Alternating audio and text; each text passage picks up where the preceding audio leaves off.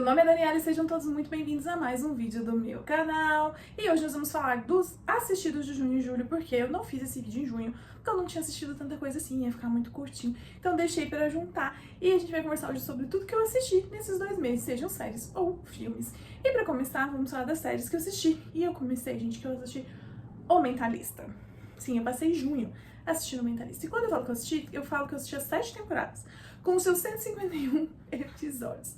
Aí alguém pode perguntar, como você conseguiu? Não sei, gente. Eu sei que a cada momento eu estava assistindo o Mentalista. Eu baixei no celular, então assim, eu ia buscar alguma coisa na portaria. Eu ia assistindo o Mentalista no elevador, no caminho até a portaria. Então assim, é um vício muito grande, que aí pode explicar o porquê eu consegui assistir a série inteira nesse tempo recorde. E é uma série policial em que a gente tem ali um cara que ele ganhava vida como posso falar, gente, isso, ele era aquelas pessoas que adivinham as coisas, era uma Márcia sensitiva da vida, só que na verdade, gente, ele era um charlatão, né, o que ele fazia era observar, e a partir das observações dele, ele falava o que estava acontecendo. E aí, depois que aconteceu um desastre na vida dele, que a família dele foi morta por um serial killer, ele acabou entrando para ser consultor da polícia, no caso da Polícia Estadual da Califórnia. E aí a gente vai acompanhar ele auxiliando esses policiais nos casos, né? E nesse auxílio também ele segue nessa investigação ao Red John. Então, durante toda a série, nós vamos acompanhar essa caçada pelo Red John, os momentos que o Red John dá o nó em todo mundo. E quem é esse Red John? Né? E o Red John, então, ele vai e vem ao longo da história, ao longo da série, durante as temporadas. Mas o mais legal dessa série, né, além desse personagem, que é o Patrick Jane, que é um personagem muito interessante, né, com as suas peculiaridades, com o seu jeito de encarar ali as investigações e com o seu olhar muito atencioso que leva ele a prever comportamentos das pessoas e com isso acabar desvendando casos. A gente tem também ali o grupo de policiais que trabalha junto com ele, que é a chefe ali do grupo, e mais alguns policiais, e a gente vai acompanhar também a história deles, as coisas que vai acontecendo. Tem um casal que se forma ali, então é tudo muito interessante. Eu amo essa série, eu acho que super vale a pena, os casos são muito legais também, e eu gosto disso, que tem os casos, né, que vai acontecendo, sendo resolvidos a cada episódio, mas tem a parte de acompanhar a vida deles, né, a vida dos investigadores ali, e também esse caso maior, que é o caso do Red John. Então, eu gosto bastante e super recomendo pra vocês. Aí, já em julho, eu assisti Todos os Tubarões do Mundo, que é um reality show muito diferente, em que a gente tem grupos de especialistas em tubarões disputando entre si, quem vai encontrar mais tubarões e tirar mais fotos desses tubarões. Cada tubarão vai ter um valor, né, quando você tira foto, dependendo da sua raridade, sua dificuldade de ser encontrado, e eles vão viajar o mundo todo tirando essas fotos de tubarões. Eu adorei conhecer um pouco mais sobre os tubarões, ver também as locações, muito interessante. E assim, pensar, gente, você tinha parado pra pensar, né, que existem vários especialistas em tubarões? Às vezes a gente não pensa nisso, mas existem vários especialistas em tubarões ali ao redor do mundo. Eu gostei, se você gosta de um reality diferente, com uma pegada que vai te fazer pensar em outras coisas, aprender um pouco mais sobre vida marinha, recomendo pra vocês. E aí, lembrem que eu tô na pegada de série policial. Uma série policial que eu venho assistindo em julho, que eu vim assistir, eu comecei, não sei se eu comecei ela no final de junho, ou se já foi em julho, mas enfim, assim que eu terminei Mentalista, eu fui atrás de outra série policial pra começar a assistir, e eu comecei a assistir The Rocky, que é The Rocky? É The Rocky. Que é uma série que, geralmente, essas séries policiais, elas acompanham os detetives, né? E essa série, ela é focada nos policiais uniformizados, nos policiais de rua, né? Não sei exatamente como funciona no Brasil, mas nos Estados Unidos, pelas séries que a gente tem os policiais de rua, que são os patrulheiros, que dão multa de trânsito, não sei o que, mas também eles cuidam de casos menores, né? Como eu disse, multa de trânsito, não sei o que, mas também acabam se envolvendo nos casos maiores, porque são eles que são sempre chamados nas ocorrências, sejam elas do que for, eles geralmente chegam nas ocorrências primeiro, e depois chegam os detetives para fazer as investigações mais profundas. E aí a gente tem esses 3 policiais recém-formados chegando ali para trabalhar, né, numa delegacia, e aí a gente vai ver os novatos e a formação deles, e como que os mentores deles trabalham com eles, e tem esse novato que, na verdade, ele é um novato como policial, mas ele não é um novato da vida, né? Ele já é um homem com mais de 40 anos que resolveu fazer uma transição de carreira bastante brusca, já que ele decidiu, depois dos 40, se tornar policial. E ele vai se tornar policial ali, e no começo ele sofre muito muitos julgamentos e preconceitos justamente por essa decisão dele. Muita gente não acredita que ele vai dar conta de se tornar um bom policial. E aí a gente vai acompanhando essa história, as relações que se criam ali no meio, e vai chegando os casos. Claro que mostra eles cuidando de casos menores, dando uma multa, mostra, mas colocam eles também para estar trabalhando ali em casos maiores. Eles acabam, por mais que geralmente nas outras séries a gente veja mais os detetives investigando, eles também ajudam em algumas investigações. E ao longo das temporadas, eu já assisti 4 temporadas, né? E na Netflix tem 6, eu não sei se tem mais lançado, se a Netflix tá atualizado ou não, mas a Netflix tem 6, e eu assisti até a 4ª. E ao longo aí das temporadas que vão acontecendo, inclusive uma dessas policiais ela acaba se tornando detetive, surge uma outra pessoa na história e tal, e aí a gente vai ter ali um pouco mais misturado ali os detetives, e aí uma das pessoas ela vai se casar com um advogado de defesa, e vai entrando mais coisas ali na história, né? Tem os policiais que trabalham, eles, né, os policiais em alguns momentos trabalham disfarçados e tudo, e a gente vai acompanhando, e tem muito forte essa pegada de acompanhar a vida desses policiais, e não só os casos. E não tem, tipo, um caso por episódio. Às vezes tem mais de uma coisa acontecendo, porque lembra que são 3 novatos com os seus veteranos, então às vezes cada um deles está trabalhando em uma coisa, aí uma coisa fica maior, envolve os outros, mas assim, não é só uma historinha ali por vez. E eu acho que é muito... né, tem um pouco ali, tem sim a parte de policial, de detetive, de descobrir os casos, mas é muito uma série de relações mesmo, a gente vendo os desafios do dia a dia desses policiais, seja na vida profissional, seja na vida pessoal. E aí aos poucos a gente vai conhecendo os outros policiais ali também, que estão na história, além dos 3 novatos. Eu gosto bastante dessa série, tô gostando bastante e recomendo pra vocês também. Agora vamos aos filmes assistidos nesse período. Eu assisti Túmulo dos Vagalumes, do Estúdio Ghibli, que já tem vídeo aqui. É um filme tristíssimo. Ai, gente, é a animação mais triste que eu já assisti na minha vida, né? Que vai ter esses dois garotos que vão perder a mãe durante ali, a Segunda Guerra Mundial, né? No Japão.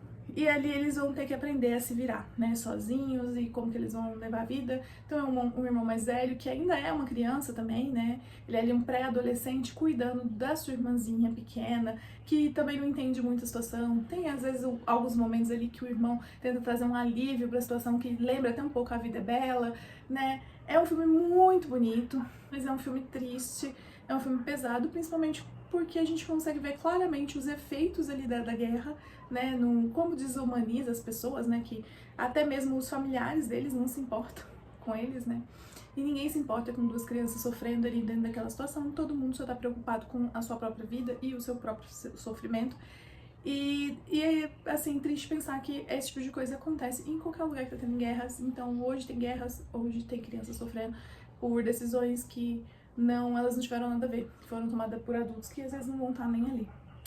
Depois eu assisti Virgem Maria, que é um filme que está disponível na Netflix, acho que ele é um original na Netflix, de 2024, que vai contar a história da mãe de Jesus, né?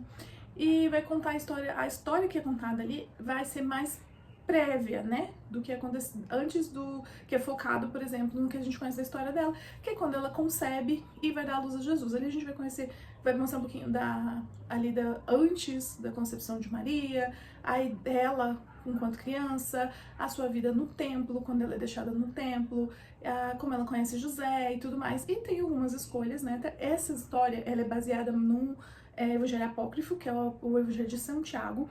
O que são os evangelhos apócrifos? São aqueles evangelhos que a igreja, quando definiu, que foi a igreja católica que fez isso num concílio, ela definiu quais livros iam compor a Bíblia. Então ela escolheu. Então tinha milhares de outros livros escritos e milhares e outros evangelhos também. E todos os evangelhos que ficaram fora da Bíblia, que não são considerados como oficiais, né, pelo catolicismo, eles são chamados de evangelhos apócrifos. E sim, a Bíblia evangélica que é usada hoje é baseada lá na Bíblia que foi constituída pela Igreja Católica. O que aconteceu? Que eles tiraram mais 6 livros, se não me engano, da Bíblia. Então, assim, a Bíblia que é usada geralmente pelas igrejas evangélicas de cunho protestante, elas geralmente têm 6 livros a menos do que a Bíblia que é usada pela Igreja Católica. E aí, fora isso, tem todos esses evangelhos apócrifos. Então, assim, algumas histórias que estão contadas lá não são histórias desse filme, né, comumente associadas e contadas, que a gente conhece tanto como histórias de Nossa Senhora.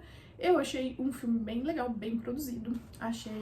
Eu queria que talvez adentrasse um pouquinho mais ali, talvez mostrasse Maria criando Jesus ali enquanto criança, mas Gostei bastante. Eu gostei do José, que é o José mais porradeiro.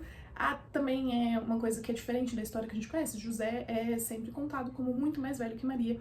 E nesse caso, o José, ele tá quase na mesma faixa etária de Maria nessa história.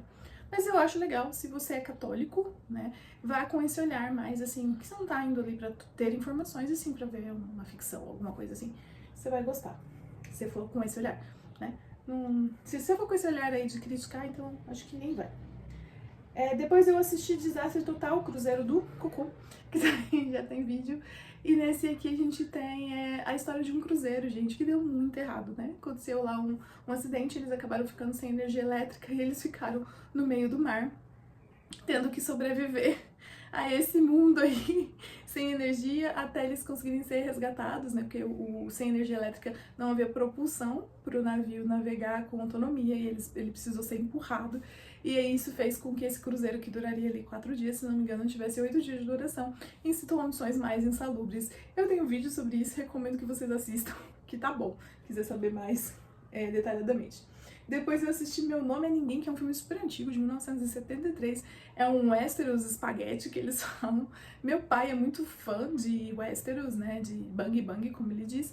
E assim, de vez em quando eu tô lá com ele, eu acabo assistindo alguma coisa junto. E aí a gente assistiu esse Meu Nome Não é Ninguém, que é esse Bang Bang, né, com esse Westeros espaguete, porque é feito na Itália e tem umas características bem específicas, que é de ser meio Westeros misturado com comédia.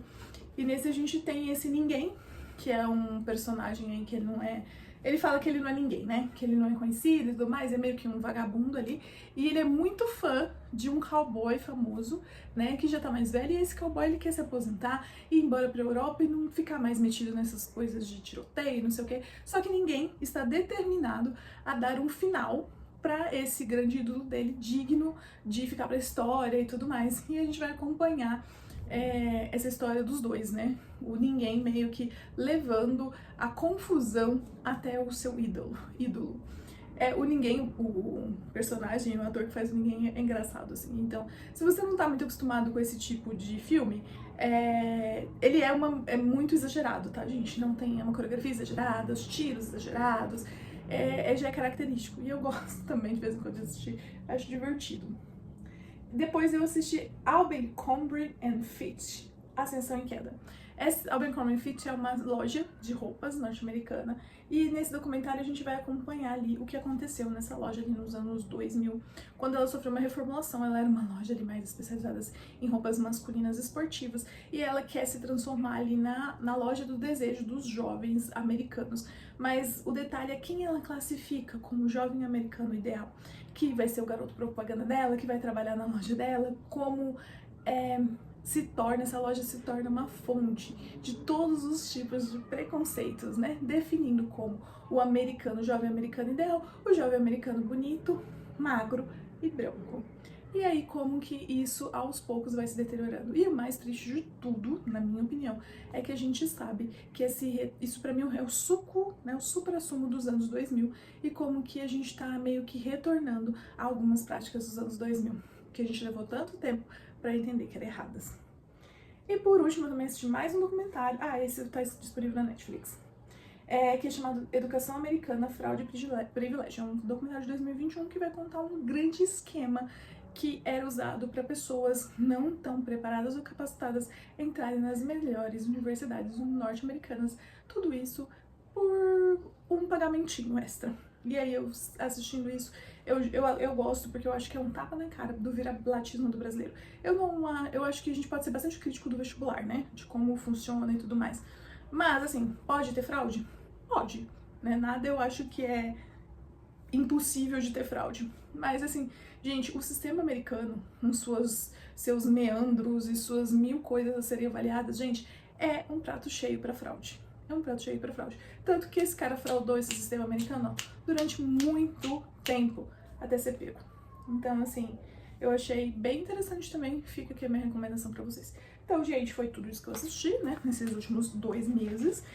Já teve meses de eu assistir mais coisa, então não foram 2 meses que eu assisti tanta coisa assim, mas é porque eu assisti muitos episódios de série. Que no caso, o Mentalista, né, que eu assisti uns 151 episódios, e The Rock, que eu assisti 76 episódios, então são episódios pra caramba assistidos.